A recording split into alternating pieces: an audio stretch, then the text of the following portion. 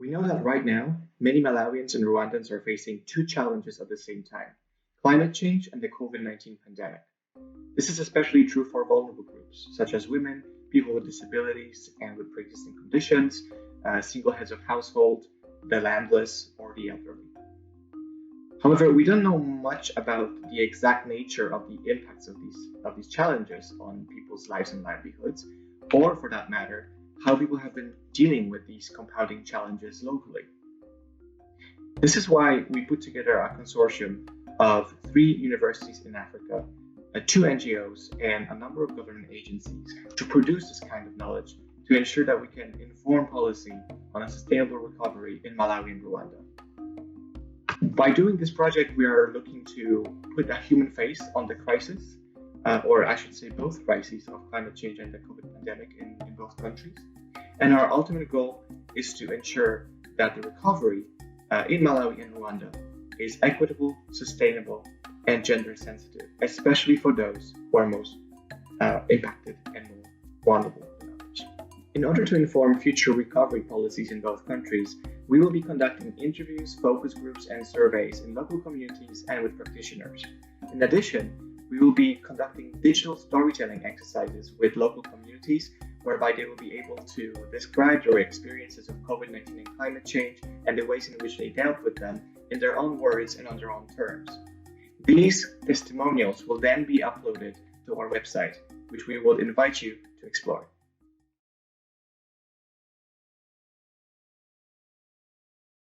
Hello, I'm Dr. Collins Mutambo, working for Minister of Health, Malawi.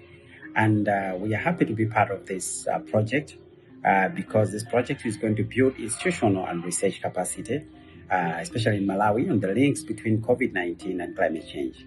And this project also influences the development of climate-compatible national policies and development activities aimed at emergency response and economic reconstruction post-COVID-19. So we are happy to be part of the project. In this project, the partners are Mzuzu University, Life Concern in Lumbi, as well as University of Livingstonia, will work in Mzuzu City, Kalonga, as well as Lumbi districts, and will get consent from administrative as well as traditional leadership. We'll do focus group discussions and individual interviews to community members. Thank you.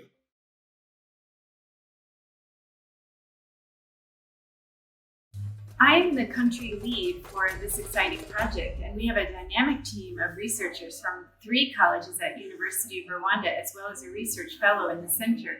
We will be gathering the voices of community members from the Southern District in Rwanda to understand how they are experiencing COVID-19 and climate change. And we believe that the findings from this research project will inform and support how Rwanda is dealing with climate change and shocks like this pandemic. Vulnerability to climate change and COVID-19 impacts affected the country's sustainable development initiatives. While managing impacts of COVID-19, Rwanda committed to a green recovery, while technology improvements and financing remain a challenge.